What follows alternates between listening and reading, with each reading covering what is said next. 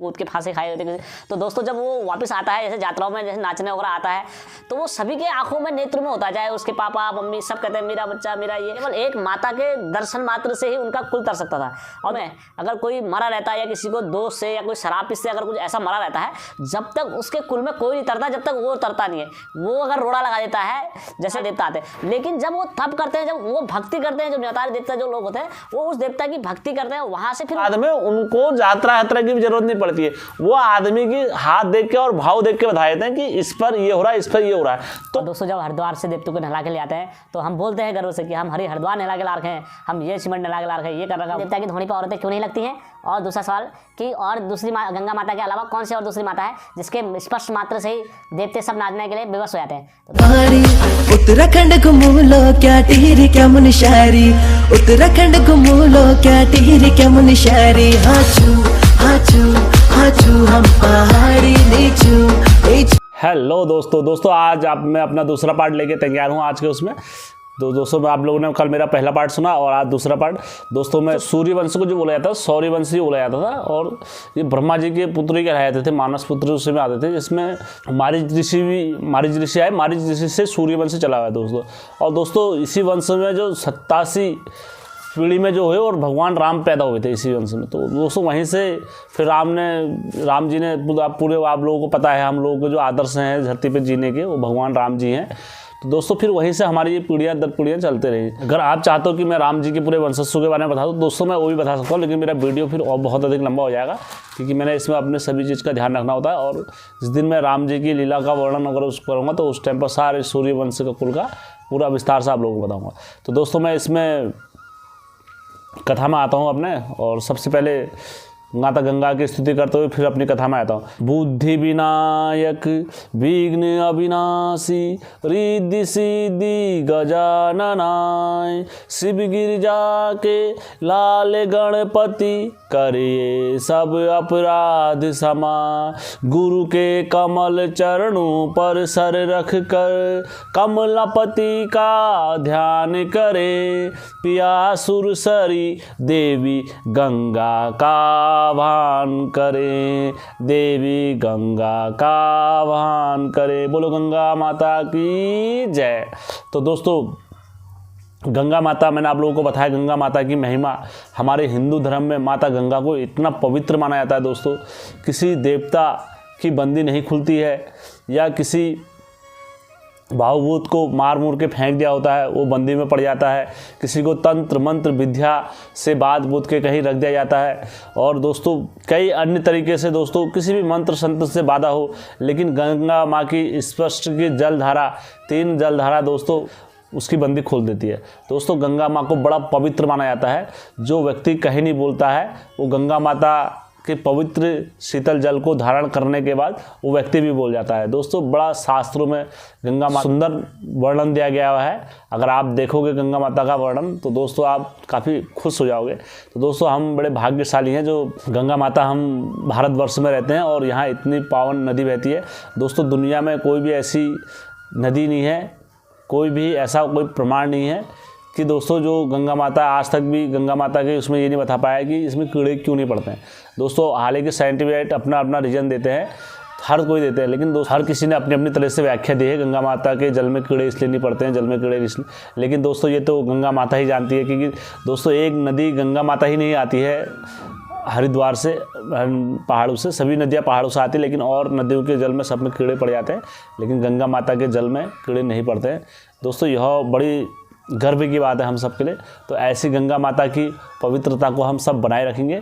तो दोस्तों मैं अपना प्रारंभ में आता हूं। दोस्तों सब्सक्राइबर हैं जिनके प्रश्न आए हैं, मैं ज़्यादा लंबा ना रखे हुए संक्षिप्त में रखूँगा, शॉर्ट में रखूँगा दोस्तों, की कहानी बहुत लंबी है मेरी, तो मैं आपके थोड़ा थोड़ा करके रखूँगा। और यह दोस्तों मैं अपने फ़ोन में से पढ़ के आप लोगों का और मेरी स्क्रीन पर आप लोगों के आ जाएंगे।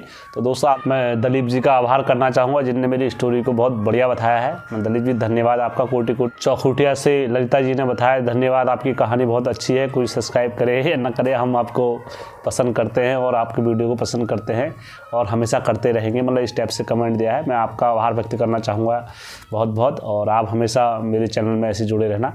और रेखा जी ने बहुत बहुत धन्यवाद करा। धन्यवाद रेखा जी, आपने मेरी जो कहानी इतने प्यार से सुनी। आर्या जी का सवाल आया है, योगेश आर्या जी ने पूछा है कि कतरू के साथ हमारी इनकी लड़ाई कब हुई थी। तो दोस्तों इसमें ये कहानी है, बहुत लंबी जाएगी कहानी, मैं इसमें आपको थोड़ा संक्षेप में बता देता हूँ। दोस्तों जैसे हमारे इधर चौखुटिया साइड में जैसे मंदिर है, वहाँ पर कतरू की बोला जाता है राजधानी, वहाँ भी थी राजधानी, क्योंकि कतूरी हर जगह 9 लाख कतूरी हैं, वो उत्तराखंड के पूरे मालिक हुए। मैं हर बार वीडियो में बोलता हूँ, वैसे उत्तराखंड के हर जगह के मालिक हुए। तो इनका वहाँ पर नाम से प्रसिद्ध है, वहाँ मंदिर है, आप चाहो तो देखना चाहो आप देख सकते हो चौखुटिया में। दोस्तों वहाँ पर बहुत भव्य मंदिर है, बुलाया था। अब तो वहाँ आना जाना लोगों का कम हो गया है।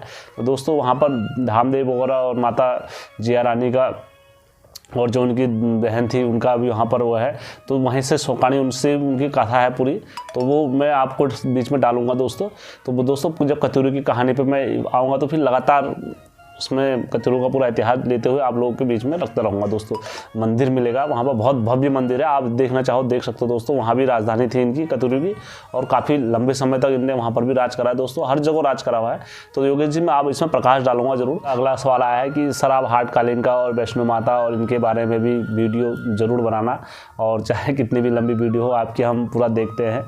तो मैं सबसे पहले आप लोगों का धन्यवाद करना चाहूँगा यार, आप लोग इतना मेरे को लाइक और पसंद करते हो दोस्तों। दरअसल मुझे काफ़ी अच्छा लगता है दोस्तों, ये मतलब इतने लोग मेरे को पसंद करते हैं तो काफ़ी अच्छा लगता है। और पहले काफ़ी नकारात्मक सवाल आते थे, लेकिन अब सबके प्लस में सवाल आते हैं। तो दोस्तों मेरे चैनल के साथ आप जुड़े रहिए, ऐसी मैं आपको ऐसी कहानी प्रोवाइड कराते रहूँगा। दरअसल हार्ट कालिंग का की कहानी है जो अलग है माता की, और वैष्णो माता की कहानी वो अलग है दोस्तों। दरअसल जब बड़ी कहानी बोला जाता है राम भगवान का, वैष्णो माता आज भी इंतजार कर रही है। जब राम जी वहाँ से युद्ध जीत के आए थे तो वैष्णो माता की जब परीक्षा ली थी तो जोगी रूप में, तो माता वैष्णो देवी नहीं पहचान पाई थी। तो उनने वैष्णो माता ने वहाँ आज भी राम जी का इंतजार कर रही है। जब कलयुग में जो कल के अवतार लेंगे भगवान राम, तो विष्णु भगवान, तो वो उनको तारेंगे वहाँ पर। और जिस तरीके से अहिल्या माता ने युग युगों तक इंतजार करा था, तो ठीक उसी प्रकार माता वैष्णो देवी भी आज तक वहाँ पर इंतजार कर रही है। और हनुमान जी वहाँ उनका पहरा देते हैं, तो हनुमान वीर बोला जाता है। तो कि भैरवनाथ के साथ जो युद्ध हुआ था तो हनुमान जी भी उनके पहरेदार थे। तो दोस्तों बहुत कहानी लंबी है, तो इसलिए आप कहोगे तो मैं डालूंगा आपको, ऐसा कुछ नहीं है। लेकिन ज़रा मुझे टाइम लगता है, ऐसा मेरे को पता होते हुए भी सब कुछ पता होते हैं, लेकिन कहानी बनाने में और ये करने में दोस्तों थोड़ा टाइम लगता है। और मैं इसलिए आप मेरे साथ जुड़े रहे चैनल के, उसमें मैं आपको ज़रूर प्रकाश डालूंगा इन कहानियों पर। महारत करके नाम से है इनका चैनल। तो दोस्तों इन्हें ये पूछा है कि नरसिंह देवता कतरू के साथ जो चलते हैं वो अलग चलते हैं, और सैम जी उनके साथ हरजू गुरु के साथ अलग चलते हैं। ऐसा कुछ नहीं है, जो नरसिंह देवता है वो एक ही है, वो सब जगह एक ही चलते हैं। उनका कतरू के साथ भी वही चलते हैं, हरजू गुरु के साथ भी वही चलते हैं, क्योंकि वैष्णो प्रवृत्ति के देव हैं। हाँ दोस्तों, एक में और पूछा था कि इनको बलि दी जाती है या नहीं दी जाती है।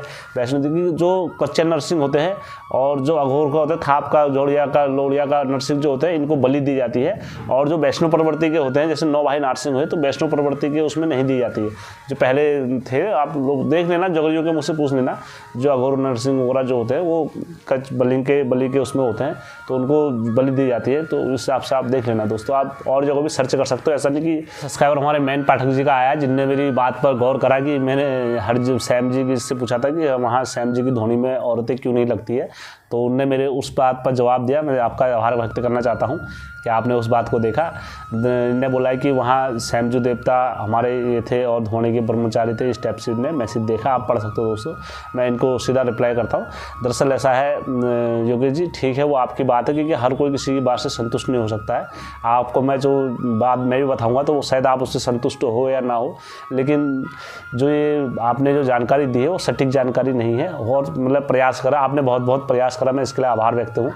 और भी अगर मेरे जो सब्सक्राइबर अगर जानते हो कि औरतें क्यों नहीं लगते हैं, और भी चाहे किसी चैनल में आप जाके पूछ सकते हो, कि आप वहाँ से भी मेरा ये सवाल है कि आप उनसे पूछ सकते हो। बड़े बड़े यूट्यूबर चैनल हैं तो आप उनसे भी पूछ सकते हैं, अगर आप लोगों को बताएंगे तो ठीक है, नहीं तो दोस्तों मैं हूँ ना, मैं आपको कहानी दूंगा दोस्तों। मैं उसमें भी ऐसा कुछ नहीं, मैं हरजू देवता की धोनी में, सैम देवता की धोनी में औरतें क्यों नहीं लगती हैं, सैम देवता की धोनी में मैं आपको उसमें कहानी बताऊंगा, क्योंकि हरजू देवता की धोनी में तो सब आ सकते हैं, जा सकते हैं। तो दोस्तों मैं उसमें आपको पूरी कहानी दूंगा, लेकिन आप लोग पहले प्रयास करो। मैंने जो सवाल पूछा है आप लोग को क्या आता है उसमें दीजिए, ठीक है। आपका बहुत बहुत धन्यवाद जो आपने मेरे नए सब्सक्राइबर हैं। विनोद जी, मैं आपका अपने चैनल में स्वागत और हार्दिक अभिनंदन करता हूँ। आप लोग मेरे चैनल में आए और मेरी कहानी सुनी और जुड़े मेरे से, मैं इसके लिए करता हूँ। थोड़ा इनका स्टेप्स आया है कि आपका तरीका ज़रा गलत है कहानी सुनाने का, और क्या नाम कहते हैं, फिर भी हमें देवी माता की कहानी सुनाओ आप, तो मैं आभार व्यक्त करना चाहता हूँ आपने जो इस तरीके से बात रखी है। मैं देखो एक इसमें बात रखना चाहूँगा क्योंकि हर कोई इंसान हर किसी का जैसा नहीं बोल सकता है, और अगर मैं किसी और को सुनना चाहूँ या कोई और मेरे चैनल में आप किसी को तो मेरे जैसे ना बोल पाए और शायद मैं उनका जैसा ना बोल पाऊँ, तो हर किसी का तरीका अलग अलग होता है। ये 5 उंगलियाँ होती है, 5 उंगलियाँ अलग अलग तरीके से होती है, आपको भी पता है, सबको पता है, लेकिन दर्द सबको एक ही होता है। अगर किसी भी उंगली दबाओ तो किसी को भी दबाओगे दर्द सब में बराबर ही होगा। तो इसलिए आप ये मत करना, मैं जो कहीं भी कहानी सुनोगे कहानी सबकी एक जैसी होती है, सहार सबका एक जैसा ही होता है। तो मैं आशा करता हूँ सभी मेरे सब्सक्राइबर, उसमें बहसबाजी चल रही मेरे सभी दो सब्सक्राइबरों में आपस में ही चल रहा है कि गोलजू देवता ये है, गोलजू देवता ऐसे, और कोई बोल रहा था क्या क्या, आपको मैं वीडियो दिखाया था। तो दोस्तों मैं एक चीज़ बताना चाहता हूँ अपने चैनल के माध्यम से, गोलू देवता होते हैं, एंड बैंड रैड सैंड जो भी चलती हैं देवियाँ वगैरह सब इनके साथ ही चलने वाली है गोलू देवता के साथ, क्योंकि पूरे उसको बोला जाता है उत्तराखंड के जो मुखिया हैं वो गोलू देवता ही बोले जाते हैं। क्योंकि दोस्तों जब मामू महादेव हुए इनके, तो मामू ने ही इनको न्याय करने का अधिकार सौंपा है। उसके बाद जो भी ये मामू से आगे भी नहीं चलते हैं, अपने जितने भी देवी देवता होते हैं सबके साथ चलते हैं। हाँ, एक दोस्तों ने मेरे और पूछा था कि यार ये सर ये बताओ हमें, ये कतरू के साथ भी चलते हैं या नहीं चलते हैं, और बिच्छू देवता के साथ खेलते हैं नहीं खेलते हैं। दोस्तों गोलजू देवता हमारा ऐसे देवता है कि जिसके साथ चले जाते हैं उसी के साथ खेलते हैं, क्योंकि जहाँ गोलू देवता चले जाते हैं राजवंशी हुए कतरू के साथ भी रहते हैं उधर, तो जिसके साथ जाते हैं उसी के साथ में खेलने लग जाते हैं, और जो भी होगा गोलू देवता का ही साथ में फिर रहता है। दोस्तों गोलू देवता अपने आप में बड़े न्यायकारी देवता हुए, तो दोस्तों इनका न्याय का डंका बजता है। मैं नहीं कह रहा हूँ, आप देख सकते हो दोस्तों, आज भी अल्मोड़ा में जाके देखो, चितई मंदिर में जाके देखो, हर जगह मंदिरों में जाके देखो, घोड़ा खाल देखो, यही कई नाम है गोलू देवता के। दोस्तों मैं खुद गुरु के मुँह से सुनता को इसलिए अधिकार मिला है कि गुरु देवता बहुत ही प्रचलित वो सत्यवादी जीव थे। जबकि श्री महादेव नीलकंठ में रहते थे तो उनके मामू थे वो, तो मामू के दर्शन करने के लिए वहाँ पर गए, तो मामू ने उनसे कहा भाई ऐसा है, तुम अगर मेरी इतनी बड़ी भक्ति करते हो तो मैं आपको एक वचन देता हूँ कि आप न्याय करोगे। तो मामू ने ही उनको आसन दिया था और मामू ने ही उनको थाली सौंपी थी। मामू ने किसने? श्री महादेव जी ने। महादेव जी ने कहा कि तुम न्याय फैसला करोगे। तो वो जहाँ पर भी परेशानी आती है तो गोल देवता वहाँ पर न्याय करते हैं। सभी मानते हैं जितने भी थान भवन हैं सब उनके बास अलग अलग होते हैं, देवता एक ही हुए। गोयल देवता एक ही हैं, कभी चमड़ खान में, शिव खान में, लूदमल में, कटारमल में, अल्मोड़ी हाट में, कोटा थान, गढ़वा थान, किला थान, मुसा खान, चिड़िया थान, काने थान, मलहती थान, जैसे कि घोती थान, लडिया डफा, दूधी बुक्साई इतने जगह का बास हुआ, लेकिन देवता एक ही होते हैं। नाम अलग अलग हुए, जितने जगह जाते हैं उतनी जगह का बास हुआ, लेकिन गोलू देवता एक ही हुए। लेकिन रूप क्या है? एक ही है इनका, ठीक है, गोलू जी देवता। और ये जहाँ चलेगी, इन्हें जिस नाम से इनकी पूजा कर ली सब चलते हैं, गोलू देवता के साथ सब चलते हैं। इन्हें जिस देवता को भी कहाँ से क्या करना है ये सब इनको पता रहता है। गोलू देवता को किस देवता को कैसे, उसको अगर पूजा खराब करानी हो किसी की तो गोलू देवता का मेन रोल रहता है, और पूजा किसी की लाई लगानी हो तो उसमें भी गोलू देवता का बहुत रोल रहता है। दोस्तों हमारे जैसे पहाड़ों में बोलते हैं कि पूरी पूजा विधि विधान सब हो जाता है, और लास्ट में बोलते हैं बकरे का पूंछ में हाथ नहीं लगाने। गोलू देवता वो है कि वो उस पूजा को पूरी खराब कर सकते हैं, कि कहेंगे तुमने बकरे के पूंछ में हाथ नहीं लगाया, ये सारी पूजा तुम्हारी विफल है, तुम कितना भी कर लो। और जब उनने बोल दिया तो फिर चाहे कोई देवी देवता चाहे कोई क्यों ना आ जाए वो पूजा को सफल नहीं कर सकता है। क्योंकि मैं नहीं कह रहा हूँ दोस्तों, आप कह रहे हो यार ये ऐसा बोल रहा है, वो आप इतिहास है पहाड़ों का देख लो दोस्तों, हमारे पहाड़ों का इतिहास है कि बोलते हैं पूरा पूजा कर में मान लें बकरा पूछ में हाथ नहीं छुड़ाओ, ऐसे किस्से है। तो दोस्तों ये किस्से पहाड़ों के हमारे प्रसिद्ध है, आप जाके देख लोगे उसमें तो आपको पता लग जाएगा। दोस्तों बालकनाथ जी की डालनी है, फिर नाथों की कहानी पे आऊँगा तो मैं दोस्तों फिर, क्योंकि दोस्तों बहुत सारे लोग मेरे सब्सक्राइबर हैं जिनकी कहानियाँ पेंडिंग में है, तो दोस्तों मैं उनकी भी कहानी डालूंगा फिर दवादर। तो ये करो दोस्तों, आप लोग मेरा व्हाट्सअप देखना चाहो देखो दोस्तों, इतने मैसेज रहते हैं, संभव नहीं रहता कि इतनों का मैं जवाब दे सकूँ। दोस्तों आप मेरा ये व्हाट्सअप है, आप देखिए दोस्तों 6000 से ऊपर मैसेज है मेरे इसमें, और दोस्तों और मेरे यूट्यूब में भी दोस्तों, लेकिन मैं फिर भी समय निकाल के आप लोगों के प्रश्नों का उत्तर देता हूं दोस्तों। तो इसलिए मैं आप लोग हर हमेशा मेरा प्रयास ये रहता है कि आप लोगों के जो सवाल है मैं उनको संतुष्ट करूं, और आगे भी करता रहूँगा जब मेरे इष्ट देवता का मेरे ऊपर आशीर्वाद बने रहे। जो कोई भी सब्सक्राइबरों के जो सवाल छूट रखे हैं तो आप मेरे वो नए वीडियो में रिपीट कर देना, तो मैं उसमें आपको जवाब देने का प्रयास, क्योंकि दोस्तों फिर जो वीडियो मेरी पीछे होते जाती है दोस्तों, तो उसमें ऐसा होता है कि इतना टाइम मेरे पर भी नहीं रहता कि मैं पीछे जाके देखूँ वीडियो अपने ट्रेंडिंग में। जो मेरा वीडियो ट्रेंडिंग में आता है, जैसे उसमें कोई कमेंट दोबारा आपका रिपीट आता है तो दोस्तों फिर वो मेरे को उनको उसमें संक्षेप में लेना पड़ जाता है। तो दोस्तों इसलिए आप वो मत समझना, जिन किसी के सवाल अगर छूट रहे मेरे वीडियो में तो ये मत समझना कि मेरे उत्तर नहीं दिया है, आप मेरे उसको रिपीट कर सकते हो दोस्तों, ठीक है। आप ये मत समझना कि मैंने छोड़ा। दोस्तों मेरे लिए आप सब एक समान। कथा मैं अपना प्रारंभ में आता हूँ दोस्तों कि मैं 100 यज्ञ के यज्ञ कराऊंगा। तो एक श्यामवर्त नाम का घोड़ा था, तो उसको क्या है पूरे धरती के लिए विचरण के लिए छोड़ दिया गया कि ये यज्ञ देवराज इंद्र क्या हो, देवराज इंद्र डर गए। देवराज इंद्र ने क्या बनाया कि जो पहले होता था स्वर्ग से जो यज्ञ यज्ञ पूरा कर लेगा तो वो जिंदा स्वर्ग चले जाता है। तो देवराज इंद्र ने क्या करा, भेष बना के राक्षस का वो चोरी से उस घोड़े को कहाँ बांध दिया, कपिल मुनि के आश्रम में बांध दिया। जब महाराज सगर को ये सूचना मिली कि यज्ञ का घोड़ा चोरी हो गया है तो वह काफ़ी घबराए। उन्होंने अपने 60,000 पुत्रों को किसके लिए भेज दिया, वो घोड़े को ढूंढने के लिए। फिर 60,000 पुत्र उनके कहाँ चले जाते हैं, घोड़े को ढूंढने चले जाते हैं। 3 दिशाएं खोदी जब उत्तर दिशा पधारे, जब सारी धरती पूरा घूम ली तो फिर उत्तर दिशा पधारे हो। तो फिर जब कपिल मुनि जी को ये वहाँ पर देख के कहते हैं, सब गाली देते हैं, चोर लंपट और ये वगैरह, इनको बड़ी गाली देते हैं दोस्तों कपिल मुनि को। तो जब एक मुनि का जो क्रोध होता है ना भाई साहब, जब एक मुनि का क्रोध जाग जाता है ना तो भाई साहब फिर उसे कोई नहीं बचा सकता। दुनिया की कोई भी ताकत आ जाए, चाहे फिर कोई भी धरती पर आ जाए, उसको कोई नहीं बचा सकता है जब मुनि का एक क्रोध जागृत हो जाता है। तो जब कपिल मुनि ने क्या करा, कपिल मुनि ने जैसे अपनी आँख खोली और कमंडल में जल भरा, तो जल भरने के बाद कपिल मुनि ने इनको क्या कर दिया, श्राप कर दिया, सबको श्राप दे दिया कि तुम अभी के अभी राख हो जाओगे। हाँ दोस्तों, उससे पहले क्या होता है, इनने जब ये युजवेंद्र चहल वगैरह एक बार जहन्नम ऋषि के आश्रम में गए तो इनको जहन्नम ऋषि जी ने भी श्राप दिया क्योंकि इनने वहाँ उनको भी इनका अपमान करा, क्योंकि ये अपमान करते रहते थे मुनियों का। तो उसके बाद उनने श्राप दिया था कि जब भी तुम किसी मुनि का अपमान करोगे दोबारा तो उनके सामने तुम्हारी शक्ति पूरी क्षीण हो जाएगी। तो दोस्तों जब इनने कपिल मुनि का अपमान करा तो उनकी शक्ति पूरी क्षीण हो गई और उनसे कहा जब कभी तुम्हारी तरने की बारी आएगी ना तो उसमें बाधा मैं बनूंगा, बोला था जाह्नवी ऋषि ने। तो दोस्तों फिर क्या होता है, ये श्राप दे देते हैं उनको। तो कपिल मुनि जब इनको श्राप दे देते पूरा शोकाकुल हो जाता, खराब हो जाता और 60,000 पुत्र इनके कहाँ हुए थे, पूरे वहाँ राख के ढेर बने हुए थे। तो दोस्तों जैसे ही ये खबर महाराज सगर ने सुनी तो सगर काफ़ी शोक में पड़ गए, वहाँ पर पूरा अयोध्या में पूरा ऐसा हो गया, शोकाकुल हो गया मतलब।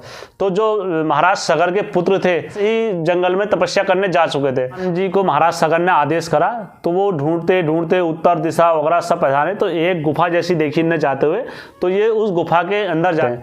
तो गुफा के अंदर जाके जब ये मुनि को देखते हैं तो अपना अश्वमेध का घोड़ा बधा हुआ देखते हैं। तो जब ये वहाँ पहुँचते गुफा में तो अपना राज्य का घोड़ा बधा हुआ देखते हैं और एक मुनि को देखते हैं दूर से। तो ये मुनि को वहाँ पर पहुँचने के बाद प्रणाम करते हैं। प्रणाम करने के बाद मुनि से कहते हैं, मुनि और आपने यहाँ इन्हीं राजाओं को देखा? तो फिर अंशुमान, कपिल मुनि जी अंशुमान को पूरी घटना का विवरण बताते हैं कि ऐसा ऐसा हो गया है। तो अंशुमान जी सुन भी रहे थे और उनके नेत्रों से दर दर अश्रु की धारा बहती हुई आ रही थी। तो सुंदर स्तुति करते हैं बड़ी बार, आंखें बरस रही आंसू के मान जी हर रोए, हाय पूर्वजो पाप तुम्हारा हम किस विधि कैसे धोए, महापाप हो गया है तुमसे अब कैसे सती गति होगी, क्षमा कीजिए हे मुनिवर भूल हुई इनसे जो भी, सभी पितृ तर जाएं अब कोई राह बताएं अब हमको। तो इस तरीके से स्तुति करते हुए कपिल मुनि जी की स्तुति करते हैं और कपिल मुनि जी का कहते हैं, हे मुनिश्रेष्ठ, साधु और सन्यासियों का काम जिनने पहले से ही क्रोध को त्यागा होता है, उनका काम जो होता है जनहित के लिए वो पैदा होते हैं और जनहित में ही अपना जीवन व्यापन करते हैं। तो वो कभी क्रोध लोभ इस चीज़ का वो नहीं, बड़े रोते हुए और हाथ जोड़कर विनती करते हैं, काफ़ी प्रार्थना करते हैं। और प्रार्थना करने के बाद कपिल मुनि जी दया दृष्टि में हैं, गुरु जी हम मानते हैं सब कुछ कि हमने जो पूर्वजों ने जो भूल करी है उसका हालांकि सुधार तो नहीं हो सकता कुछ, आपका अपमान करा है। एक तपस्वी की तपस्या भंग करना सबसे बड़ा अपराध होता है।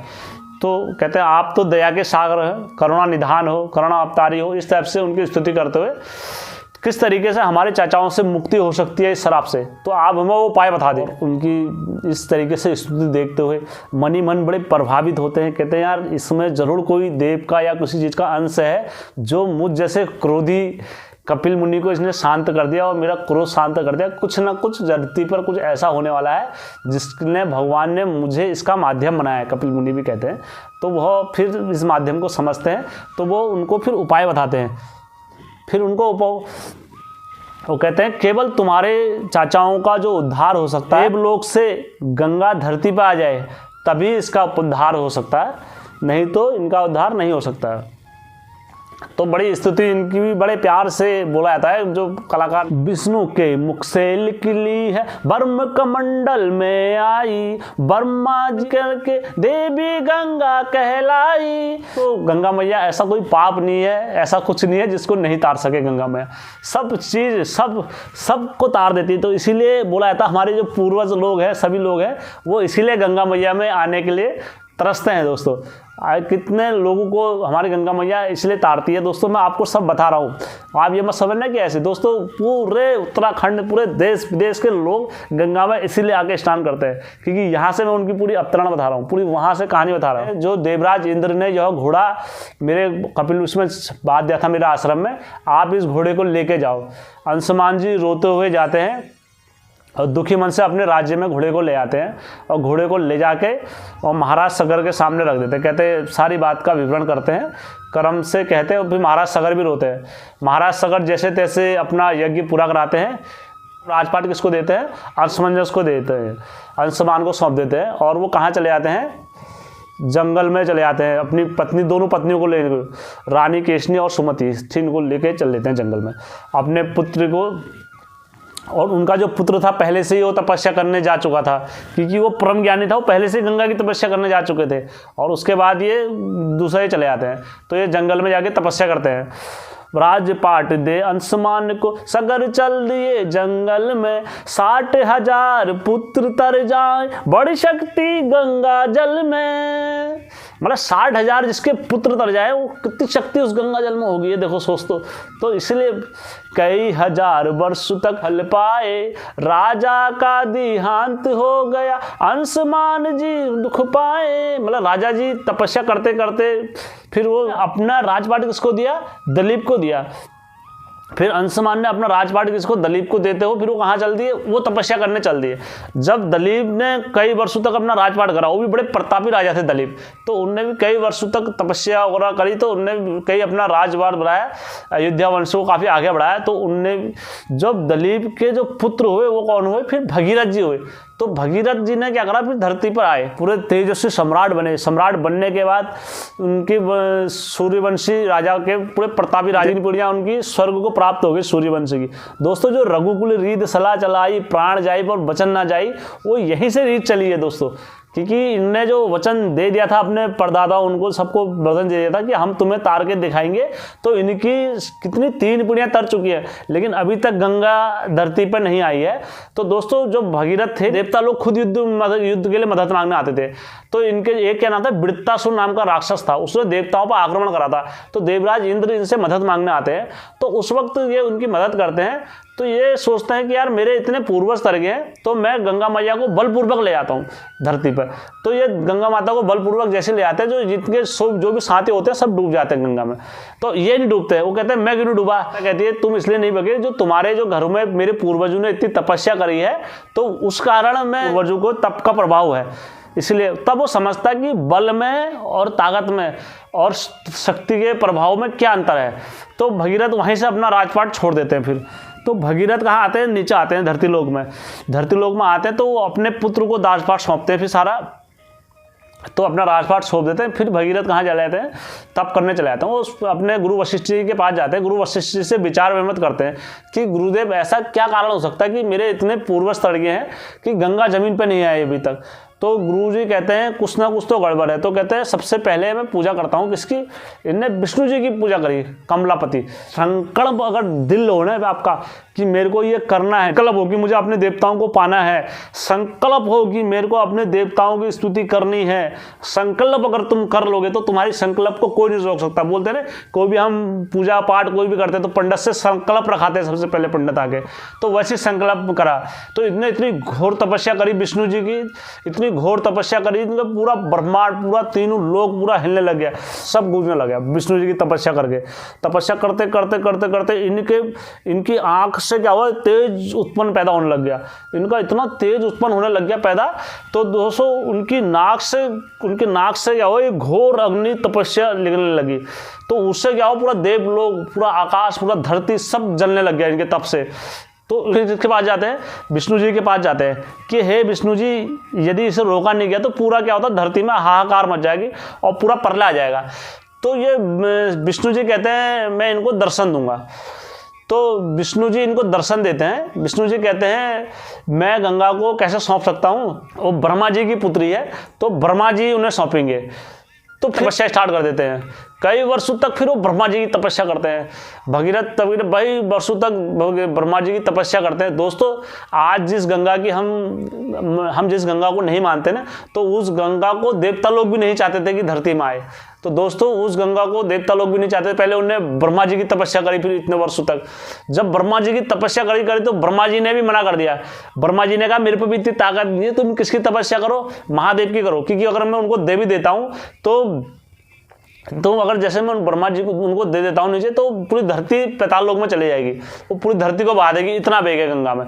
तो उसको केवल बेग को धारण महादेव कर सकते हैं। फिर महादेव की तपस्या करी, तो महादेव जब इनको दर्शन देते हैं तो इनकी तप के कारण इनकी आंखें नहीं खुलती। महादेव महादेव अगर किसी को दर्शन देते हैं, उनका दर्शन देना मतलब कालू के काल महादेव काल बोलते हैं ना, तो ये डर के मारे अपने आंखें नहीं खोली इनने कि इतने बड़ा भयंकर, इतना कौन आ गया मेरे सामने। मतलब अगर जिसको अगर महादेव अगर दर्शन देते हैं ना, हम बोलते हैं कि शिव जी का आकार ऐसा है, शिव जी का आकार ऐसा है, साक्षात काल है वो।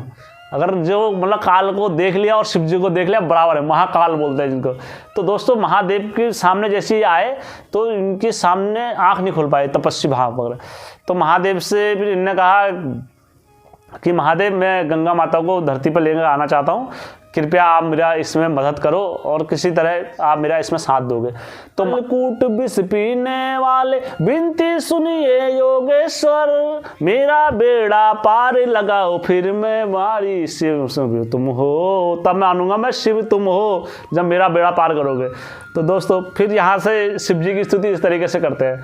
तो दोस्तों शिव जी प्रसन्न होते हैं, इनके भावों को देखते हुए शिव जी काफ़ी प्रसन्न होते हैं। कहते हैं जाओ बोलो गंगा से धरती पर आए और मैं अपनी जटाएं बिखराए फैलाऊं। दोस्तों जाओ भक्त कहो सुरसरी से वो ऊपर से नीचे आए, जितनी प्रबल शक्ति हो उसमें उसी वेग से वो आए, महादेव से महाशक्ति का मिलन हो जाए। मतलब महाशक्ति से महाशक्ति का मिलन हो जाए। आज था अपने ऊपर बड़ा अभिमान था कि मेरे को कोई धारण नहीं कर सकता है अपने जटाओं में, और मैं अपने वेग से पूरे धरती को, मतलब थोड़ा ब्रह्मा जी उनसे कहते हैं ना कि तुम जब देवता लोग थोड़ा चतुराई करते हैं कि हम गंगा को नहीं सौंपेंगे क्योंकि वो पूरे मृत्यु लोक को भगा देगी धरती पर।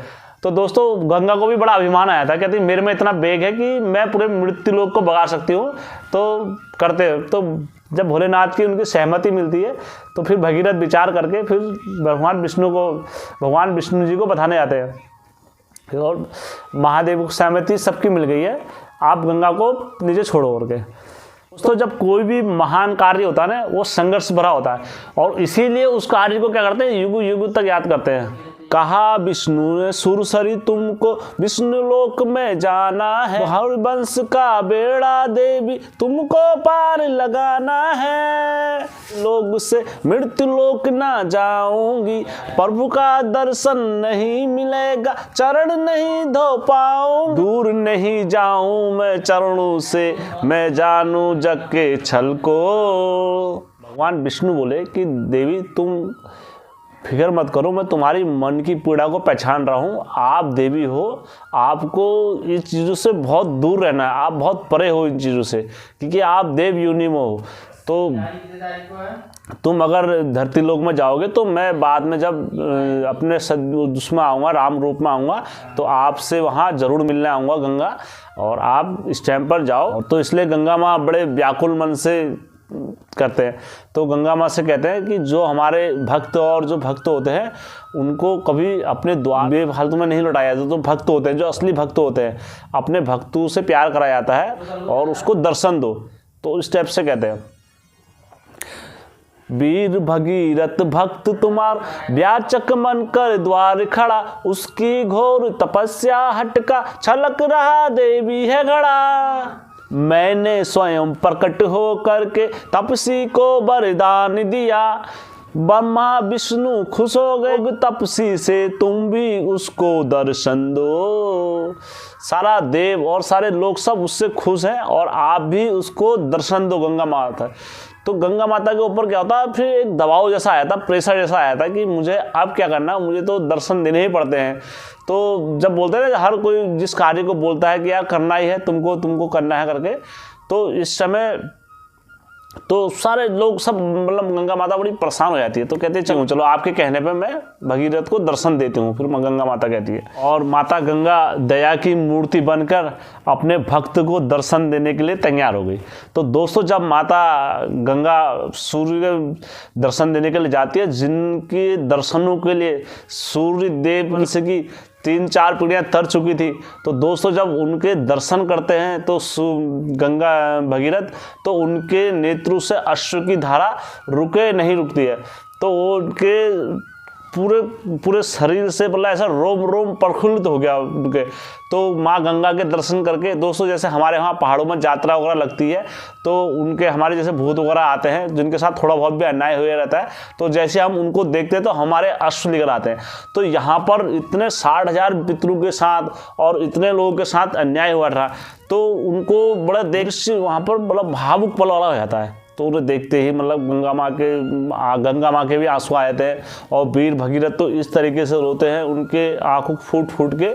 तो आप समझ सकते हो दोस्तों, जब कभी आप उस स्थिति में जब कभी कोई ऐसा कार्य करा हो महान वाला, जिसे आप जैसे बोलते हैं दोस्तों, जैसे हमारा क्या लक्ष्य होता है आज के टाइम पे, कलयुग के टाइम पे हम लोगों का सभी का लक्ष्य होता है कि एक हमें नौकरी मिल जाए। और जो बंदा वो नौकरी के लिए सुबह 4 बजे उठ के दौड़ लगाता है, और फिर सुबह 5 बजे आता है, फिर दौड़ करता है, फिर जिम करता है, इतनी मेहनत करने के बाद जब उसको नौकरी लगती है, परिश्रम करने के बाद, तो दोस्तों उसकी जीत को केवल वही व्यक्ति समझ सकता है जिसने परिश्रम करा हो।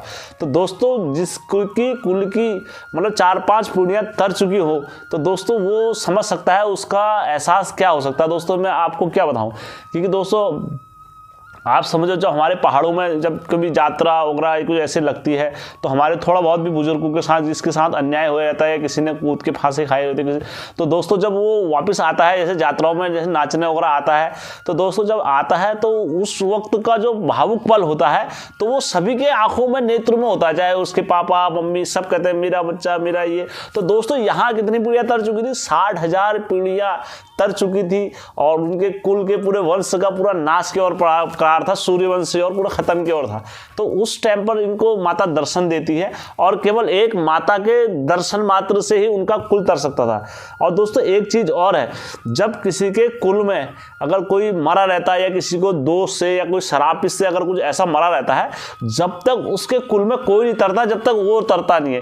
वो अगर रोड़ा लगा देता है, जैसे किसी ने बुरा करा किसी का, अगर वो नहीं तरता है, तो उसके कुल में फिर कोई भी पैदा होते रहे, चाहे कोई महात्मा या शांता है, तो कोई पैदा होते, वो जब तक नहीं तरेगा जब तक उसको नहीं तारेंगे। बोला जाता है जबकि हम जब हमारे घर में कोई पितर वगैरह मरता है, रोड़ा आता है, कुछ भी आता है, तो हम उसको हरिद्वार ले जाके उसको तारते हैं, उसकी मनसा करते हैं, जैसे वो देवता लोग बताते हैं, फिर उसकी रहा रीति करते हैं। जब वो तरते हैं तब अगले हमारे तरते हैं। तो दोस्तों ये क्या लग गया था उनका, हाँ पूरा रोड़ा लग गया था, मतलब आंखों में पूरा नेत्र भर जाते हैं। नेत्र भरने के बाद दोस्तों वो पल को भगीरथ जी जान सकते थे, या दोस्तों हम लोगों के मनुष्य के बस में नहीं है कि वो भावुक पल क्या होगा दोस्तों। तो गंगा माँ के भी नेत्रों से अश्रु बहते हैं, तो गंगा माँ भी रोती है, फिर वो भी उठते हैं और उनको गले से लगाते हैं और बैठाते हैं। एक माँ की तरह उनको भगीरथ को माता प्यार करती है। और दोस्तों जो उनका ज्ञान था और सब चीज़ करती है माता। तो दोस्तों फिर माता फिर अपने पुत्र से सवाल पूछती है, भक्त नगत है माया नगरी, काम क्रोध मद लोभ वहाँ, माया कप छपट जल से अनुज करे व्यवहार वहाँ। माया छल कपट छल से सब अनुज व्यवहार करते हैं, तो वहाँ मैं कैसे रहूँगी। पाप साप जब मैं सबका न साऊंगी, मैं पापी हो जाऊंगी, तो मैं फिर कहाँ पाप धोऊंगी। भगीरथ समझाते हैं, कहते हैं माता जो व्यक्ति लोक परलोक और धन संपत्ति यश और कीर्ति का अपने पुत्रों का औलाद का सबका त्याग कर देते हैं, ऐसे व्यक्ति संसार से होते हैं और संसारिक से मुक्त से सब दूर हो चुके हैं। तो ऐसे व्यक्ति जब भी आप में स्नान करेंगे तो उनके चरण कमली पाँव से आपके सारे पाप नष्ट हो जाएंगे साधु संत के। तो इसीलिए दोस्तों जो साधु संत जो लोग गंगा में विसर्जी लेते हैं, समाधि लेते हैं, तो वो इसीलिए लेते हैं कि गंगा का पाप कम हो जाए और गंगा फिर से पवित्र बन जाए और लोगों का कल्याण होता रहे। तो संत जो इतने महान होते हैं, संत की अपने प्राण अपने जीवन भर पुण्य करते हैं और वो जनहित के लिए कल्याण के लिए गंगा को समर्पित करते हैं, तो इसलिए गंगा फिर पवित्र होती है। तो दोस्तों यहाँ से अब गंगा माता दूसरा सवाल पूछती है उनसे भगीरथ, देव लोग से जिस वक्त आए जलधारा, पर्वत हिल जाएंगे कांप उठेगा नगर सारा, प्रचंड बेग है मुझ में कौन संभालेगा मुझको, मैं पाताल चली ना जाऊं बस एक यही भय है मुझको, वही रोक सकता मुझको जिसकी शक्ति प्रबलतम हो। मतलब मुझे वही रोक सकता है जिसकी शक्ति प्रबलतम हो मुझसे भी ज्यादा। तो भगीरथ फिर माता की शंका को मिटाते हैं। अब जगत जननी है माता, गंगा माँ जगत जननी है और कई ऐसे वो है माता क्या है, अंबिके रूप है, ब्रह्म रूपिणी है माता। तो दोस्तों गंगा माता की शंका बिठा रहे हैं। प्राप्त होता है वो काय से होता है, वो तपस्या से और तप करने से होता है। दोस्तों आपने अगर तप करी है, आपने भक्ति करी है, जैसे बोलते हैं शुरू में जब किसी पे हमारे पहाड़ों में जब न्योतार देवता वगैरह जब आते हैं तो उस वक्त क्या होता है दोस्तों, उस वक्त उनको कोई ज्ञान नहीं होता है। उस वक्त तो मतलब देवताओं से भी मतलब वो खुद ऐसे होते हैं उस टाइम पर, वो किसी से बोल नहीं पाते जब न्योतार देवता आते हैं। लेकिन जब वो तप करते हैं, जब वो भक्ति करते हैं, जो न्योतार देवता जो लोग होते हैं वो उस देवता की भक्ति करते हैं, वहां से फिर उनको शक्ति मिलती है। तो वही आदमी क्या हो जाते हैं, बाद में उनको यात्रा की भी जरूरत नहीं पड़ती है। वो आदमी की हाथ देख के और भाव देख के बता देते हैं कि इस पर ये हो रहा है, इस पर ये हो रहा है। तो वो कहां से होता है, वो भक्ति की शक्ति होती है दोस्तों, शक्ति मिलती है भगीरथ जी को। तो भगीरथ किसकी शंका मिठा रहे हैं हम, जो माता जो जगत जननी है, ब्रह्म रूपिणी है माता, उनकी शंका मिठा रहे हैं भगीरथ। तो माता से कह रहे हैं भगीरथ, नहीं माता, जो पूरे ब्रह्मांड का संचालन कर रहे हैं, देवादिदेव महादेव, ब्रह्मांड में जो विष्णु जी और ब्रह्मा जी जिनके कोई लीला का वर्णन नहीं कर सका आज तक, ये उनकी शक्ति से भी निराकार हैं। तो माता वो आपकी शंका को जरूर मिटा देंगे और जो आप जिसको आपका बेग आएगा माता उसको जरूर धारण करेंगे, और हम सबका यही है। तो माता गंगा क्या थी उस टाइम पर, थोड़ा घमंडी थी माता गंगा। तो माता को जब सभी देवताओं ने चढ़ाया था कि तुम नीचे जाओगे, उनसे जब भगीरथ से बोला कि देवी गंगा यदि धरती पर आएगी तो धरती को तहस नहस कर देगी, तो माता को क्या हुआ, घमंड आ गया कि मेरे में इतना बेग है, इतना प्रचंड बेग है कि मैं पूरे धरती को बहा सकती हूँ। तो माता अहंकार में बोली, उन्होंने कहा अगर देवादिदेव महादेव ने भी मुझे धारण करने की क्षमता करी तो वो मेरे बेग से वो भी धरातल में चले जाएंगे। तो स्वर्गलोक में जब जाते हैं तो सभी लोग वहाँ पर इंतजार करते हैं माता का। तो माता स्वर्गलोक में जाती है तो ब्रह्मा जी बात करते हैं, पुत्री अब तुम मृत्यु लोक में जाओ और मृत्यु लोक में जाके तुम सबका उद्धार करो, अब तुम्हारा काम जो है मृत्यु लोक में है। तो सभी लोग देवता लोग इनकी विदाई करने के लिए आए थे गंगा माता की। तो सभी देवता लोगों को बड़ा भावुक पल होता है वहाँ स्वर्ग में कि विदाई करते हैं गंगा माता की। तो गंगा माता के कमंडल उल्टा करते, गंगा माता से कहते हैं आओ पुत्री। तो गंगा माँ एक जल का रूप लेती है, जल का मुंह रूप लेने के बाद गंगा माँ सीधा कहाँ आती है, नीचे को कमंडल उल्टा करते हैं ब्रह्मा जी, और गंगा माँ धरती पे आने के लिए राजी हो जाती है। इतने बेग से आती है गंगा माँ, दरअसल किस मूड से आ रही थी, धरती को तबाह करने के मूड से आ रही थी, कि जनहित के लिए नहीं आ रही थी गंगा माँ। तो वो क्या रही, धरती को तबाह करने के मूड से आ रही थी गंगा माँ। तो इतना विकराल रूप रखा था माता ने, कहा कि मैं सारी धरती का तहस नहस कर दूंगी। तो ऊपर से पूरा हिलने लगा। तो जो शिव जी देख रहे थे, शिव जी ने नीचे क्लास पकड़े थे शिव जी। अब शिव जी ने जब देखा कि गंगा माँ इस वेग से आ रही है तो शिव जी ने क्या करा, गंगा माता के वेग को देखते हुए शिव जी नाचने लगे। नाचते क्या हुआ, पूरी आग उत्पन्न हो गई। तो ब्रह्मलोक भी हिल गया, बैकुंठ लोक भी हिल गया, पृथ्वी लोक भी हिल गया, और तीनों 9 ग्रह 9 दिशाएं अपना स्थान बदल दिया। सबने सब हिलने लग गए शिव डिब्डी के डमरू से, नाच के दमकार सुन के। तो शिव जी के उससे आगे उत्पन्न पैदा होने लग गई। तो इतना पूरा ब्रह्मांड हिलने लग गया पूरा। तो ब्रह्मा ने, जो गंगा थी, गंगा माता ने कहा यार मेरे बेग से तो इतना नहीं हो सकता, ये कौन, मतलब इतना होता है ना, हम किसी को शक्ति का एहसास होता है। तो उन्होंने कहा यार ऐसा क्या होने लग गया। जब गंगा माँ नीचे देखती, उन्होंने कहा अरे तेरी तो नीचे तो पूरा आग का पूरा समुद्र बड़ा है पूरा। तो गंगा माँ कहती मेरी तो पूरा जलधारा इसको शांत करने में लग जाएगी। तो आती है शिव जी की जटाओं में समाने के लिए तैयार हो जाती है दोस्तों। को फिर शिव जी क्या करते हैं, पूरे अपने बालों में समेट लेते हैं। अब जब उसके बाद दोस्तों, जब शिव जी की जटाओं में माँ गंगा माँ धारण कर लेती है, तो काफ़ी युगों युगों तक शिव जी की जटाओं में माता गंगा घूमते रहती है, लेकिन गंगा माता को बाहर आने का मार्ग नहीं मिलता है उनकी जटाओं से। तो दोस्तों काफ़ी प्रयास के बाद अंत में क्या होता है, शिव भगीरथ फिर शिव जी की स्तुति करते हैं, महाप्रलयंकर प्रलयंकर बम बम बोले शिव शंभु, इस तरह से स्तुति करते हैं। तो शिव जी क्या होता है, उनकी स्तुति से खुश हो जाते हैं फिर। तो शिव महादेव फिर क्या करते हैं दोस्तों, महादेव एक ऐसे हमारे भगवान हैं। आप लोगों को मैं थोड़ा सा हिंट देता हूँ, दुनिया में मुझे आप बताओ कौन सा ऐसा जानवर है, कौन सा ऐसा जीव है, कौन सा एक मनुष्य है कि जिसमें एक भी अच्छाई नहीं है। अब दोस्त जैसा आप बोलोगे हर किसी में मनुष्य सबसे अच्छा होता है। दोस्तों मनुष्य में भी कुछ बुराइयाँ होती है, कुछ अच्छाई होती है। हम बोलेंगे क्या नाम कहते हैं, हमारे पास बहुत सारी चीज़ें आती है। मोर बोलेंगे मोर में ये अच्छाई है बुराई है, लेकिन नहीं, उसमें भी एक बुराई होती है। और दोस्तों उसके बाद दुनिया में हर चीज़ में कुछ ना किसी चीज़ में बुराई रहती है, किसी तो में अच्छाई भी रहती है। तो दोस्तों एक ऐसा जीव है जिसमें बिल्कुल भी अच्छाई नहीं है। तो आप लोग जानते हो तो दोस्तों मुझे बताओ कमेंट बॉक्स में तुरंत। लेकिन दोस्तों नहीं बता पा तो मैं आप लोगों को बताता हूँ। दुनिया में एक जीव ऐसा है दोस्तों जिसमें एक भी अच्छाई नहीं है। दुनिया में सर्प में दोस्तों एक भी अच्छाई नहीं रहती है। वो अपनी जब चलता है दोस्तों तो अपनी चाल से बताया था कि दुनिया में जो सबसे टेढ़ा आदमी है वो कौन हूँ, मैं हूँ। तो दोस्तों जब अपनी चाल से बताता है टेढ़ा आदमी मैं हूँ करके, तो दोस्तों उसके बाद क्या होता है, मुंह खोलता है। तो मुंह खोलते ही वो जो मुंह वाली जीभ दिखाता है कि मेरी बात का विश्वास मत करना आप। दूसरा, आप उसे दूध पिलाओगे दोस्तों तो वो आपको क्या देता है, विष देता है, क्योंकि जिस बर्तन में सर्प खा लेगा फिर उस बर्तन में आप नहीं खा सकते। और दोस्तों सबसे बड़ा उसमें अवगुण ये होता है कि जैसे वो अपने बच्चों को जन्म देता है तो वो अपने बच्चों को होते ही स्वयं खा देता है दोस्तों। तो ये कितना बड़ा अवगुण है दोस्तों। उसके बाद दोस्तों वो राया भरी है दोस्तों, उसका काटा हुआ भी नहीं बचता, सांप का सर्प का काटा हुआ भी नहीं बचता। तो महादेव कहते हैं जब मैंने ऐसे व्यक्ति को जिसमें एक भी चूरा अच्छाई नहीं है, एक भी गुण नहीं है, तो मैंने उस व्यक्ति को अपने गले में धारण करा है।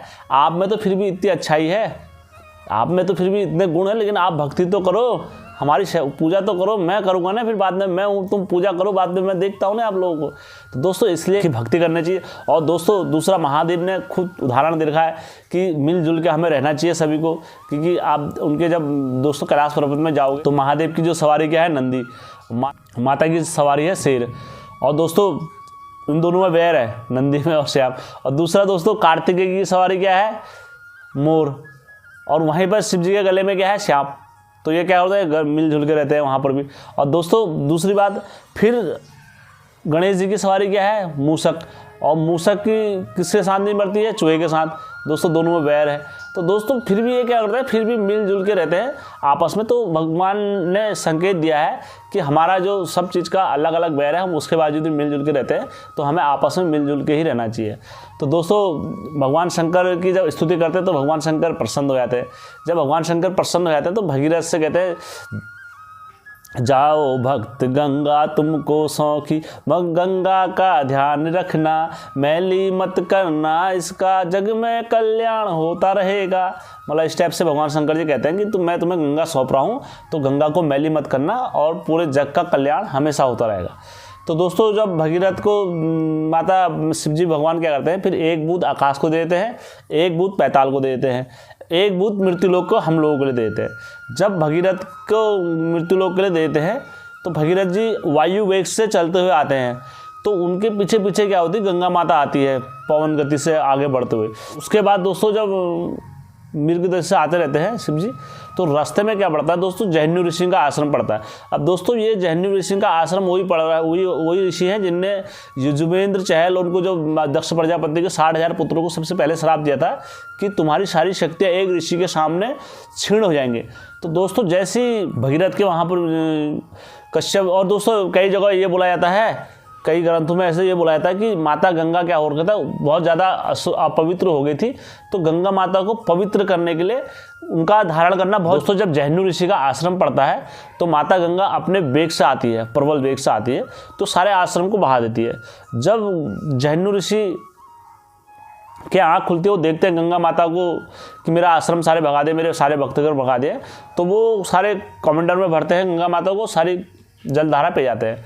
तो जब कौतुकवश भगीरथ पीछे मुड़ के देख लेते हैं, तो भगीरथ को मुड़ के देखते हैं तो वो कहते हैं गंगा माता कहाँ है, तो पीछे पूरी गंगा माता पूरी साफ। तब कौतुकवश उनसे पूछ बैठते हैं कि हे मुनिश्रेष्ठ कि आपने इधर गंगा को देखा?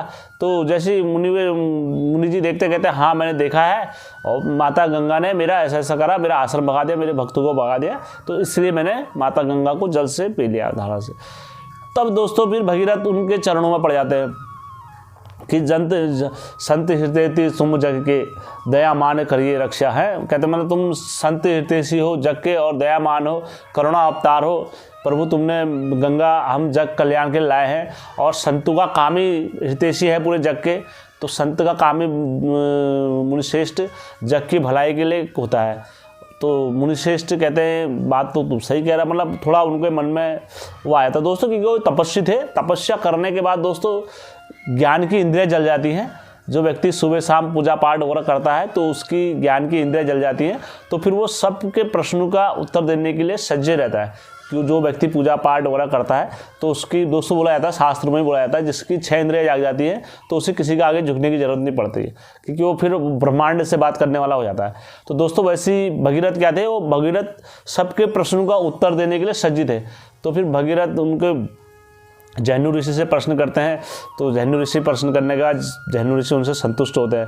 फिर भगीरथ कहते हैं बाएं जांग में से गंगा माता को फाड़ के गंगा माता को स्वतंत्र करते हैं।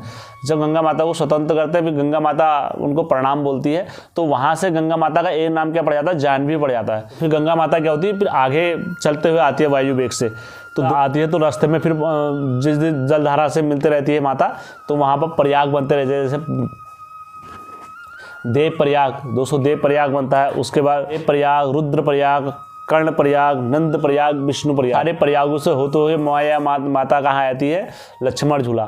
जब लक्ष्मण झूला आती है दोस्तों ऋषिकेश, तो दोस्तों यहाँ पर अपनी पवित्र जलधारा माँ निर्मल धारा बहाती है, और बड़े प्यारा दृश्य है दोस्तों। आप ऋषिकेश सबसे पहला पड़ जाता है उधर, तो बड़ी शीतल धारा है।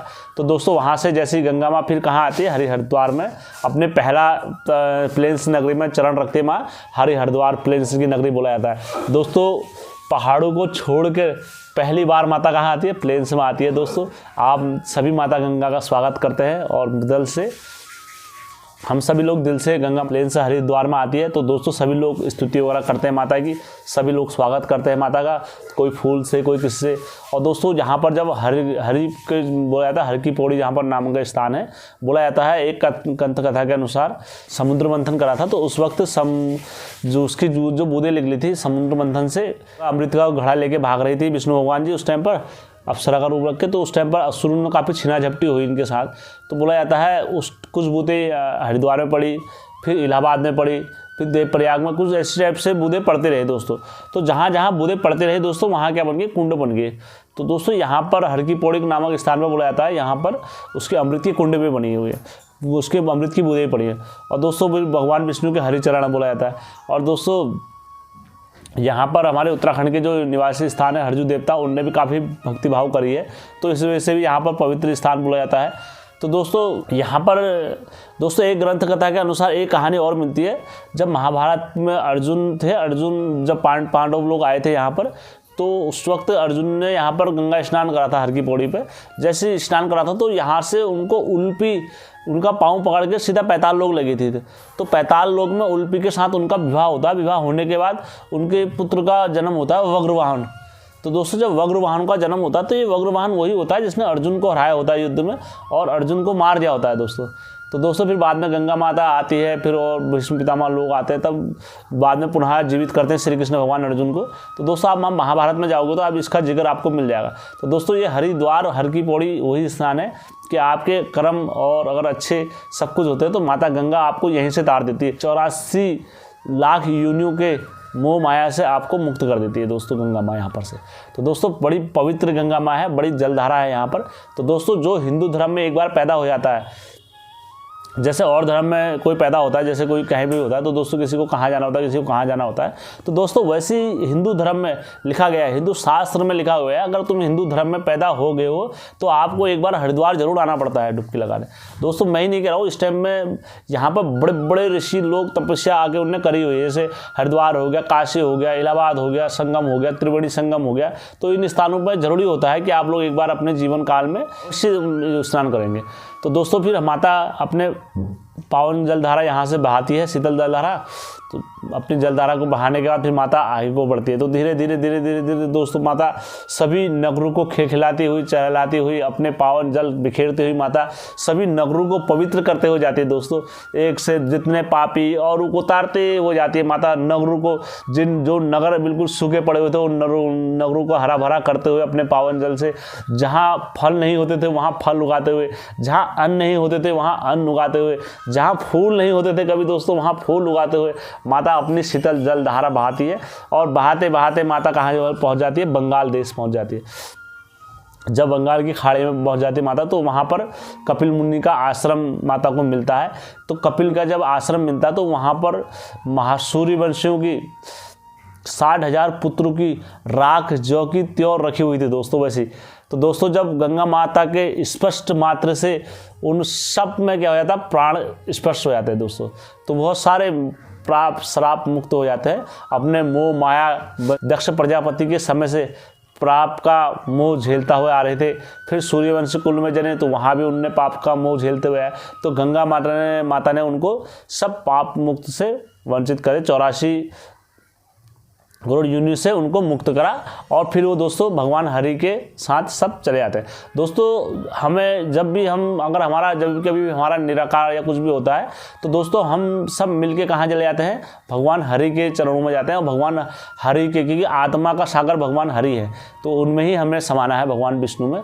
कभी भी हम ये नहीं बोल सकते कि हम भगवान विष्णु के, हम लोग ये सोचते हैं कि हम लोग पवित्र होंगे, पवित्र होकर भगवान विष्णु में समा जाएंगे हर कोई। जिस तरीके से प्रत्येक नदियाँ हिमालय से निकलती है तो उनका लक्ष्य कहाँ रहता है कि हमें सागर में जाके मिलना है, वैसे दोस्तों हम मनुष्य का जीवन होता है कि हमें भगवान हरि के वहाँ से जब निकलना होता है। तो दोस्तों फिर हमें उनके, जब दोस्तों हम पैदा होते हैं तो हमारा पूरा जीवन भर कर्तव्य यही रहता है मोक्ष की तलाश में। दोस्तों हमारे हर कोई मुनि ऋषि वगैरह सब रहते हैं यही कि हमें किस तरीके से मोक्ष मिल जाए। और दोस्तों फिर लास्ट में क्या होता है, हमें मिल के भगवान हरि के में मिलना होता है। दोस्तों भगवान विष्णु जिस तरीके से 7 समुद्र होते हैं, 7 समुद्र के मालिक होते हैं, तो दोस्तों उसी तरीके से हमारे मनुष्य के सागर भी भगवान विष्णु होते हैं। तो दोस्तों हमारा जीवन का उद्देश्य हर हमेशा यही होता है कि हमें भगवान हरि में मिलना है। दोस्तों हरि के साथ हमारा जीवन का समाप्ति वहीं से होती है। दोस्तों प्रत्येक नर नारी, दोस्तों भगवान विष्णु में कभी ये अंतर नहीं होता ये नर है, ये नारी है, ये पुरुष है। भगवान विष्णु सबको एक दृष्टि से देखते हैं, हर किसी को। दोस्तों भगवान विष्णु से औरत के भेष में मिलने भगवान शिव जी भी आते हैं। और कभी ये मत समझना कि गलत दोस्तों, क्योंकि भगवान विष्णु नर नारायण है, कभी भगवान विष्णु औरत का रूप लग के शिव जी से मिलने जाते हैं। तो दोस्तों यह सब लीलाएँ हैं उनकी, इसमें वो मत करना कि आप संकोच मत करना। और दोस्तों मैं जानता हूँ कि आप लोगों को मेरी कथा कैसी लगी हो और या बुरी लगी हो तो मुझे कमेंट बॉक्स में लिखना। और यदि कोई मुझसे इस कथा में कोई त्रुटि रह गई हो तो दोस्तों मैंने अपने ज्ञान और बुद्धि और विवेक से पूरा आपको गंगा माता के अवतरण की कथा बताई है। और इसमें कोई त्रुटि रह गई हो तो दोस्तों मैं आपसे हाथ जोड़ के विनती करता हूं। और दोस्तों कुछ बातें मेरी ऐसी हैं जो हमारे पुराणों से सटीक मिलती हैं कि आज भी हमारे पहाड़ों में जो कभी कोई नाश्ता नहीं है, नवतार देवता आता है, कुछ भी आता है, दोस्तों सबसे पहले हरिद्वार जाने की जिद करते हैं, क्योंकि हरिद्वार के गंगा जल में वो शक्ति है दोस्तों कि सबकी बंदी खोलने वाली। और दोस्तों जब हरिद्वार से देवतों को नहला के ले आते हैं तो हम बोलते हैं गर्व से कि हम हरिद्वार नहला के ला रखे हैं, हम ये सीमेंट नहला के ला रखे हैं, ये कर रखा वो कर रखा है। तो दोस्तों वो गंगा माता की शक्ति होती है। और दोस्तों अगर आप चाहते हो तो दूसरी पवित्र माता कौन है जिसके खाली एक छींटे मात्र से ही पूरे 33 करोड़ देवी देवता प्रसन्न हो जाते हैं। दोस्तों मेरे कमेंट बॉक्स में आप मुझे लिख के बताना कि कौन है दूसरी माता। नहीं तो दोस्तों मैं उनकी जन्म की कहानी लेकर आऊँगा, फिर आप लोगों को मैं उनकी जन्म की कहानी बताऊँगा कि हमारे उत्तराखंड में मात्र एक बूंद भी अगर डाल दो तो दोस्तों वो देवता अपने आप को बड़ा पवित्र समझता है, कि जिस पर एक बूंद पड़ी नहीं तो वो देवता अपने आप को बड़ा पवित्र समझते हैं। तो मुझे आप कमेंट बॉक्स में बताना कि कौन से ऐसे देवता हैं जिन पे मतलब वो माता और भी बड़ी हैं, तो आप उनका मुझे बताना दोस्तों, मैं आपको बताऊंगा। तो फिर नहीं बता पाओगे तो मैं आप लोगों को बताऊंगा। दोस्तों मेरे 2 सवाल हैं कि शैम देवता की धोनी पर औरतें क्यों नहीं लगती हैं, और दूसरा सवाल कि और दूसरी गंगा माता के अलावा कौन सी और दूसरी माता है जिसके स्पर्श मात्र से ही देवते सब नाचने के लिए विवश हो जाते हैं। तो दोस्तों मैं आशा करता हूँ मेरी दी हुई जानकारी से आप लोग संतुष्ट होंगे और आगे भी दोस्तों मेरे साथ चैनल के साथ आप बने रहेंगे। मैं आशा करता हूँ जितने लोगों के मेरे पास जवाब आए हैं मैं उन सबको संतुष्ट करूँगा। जय गंगा माता, जय हरे हरे गंगे बड़ी गोदावरी, सारे तीरथ बार बार पाप कटे हरिद्वार।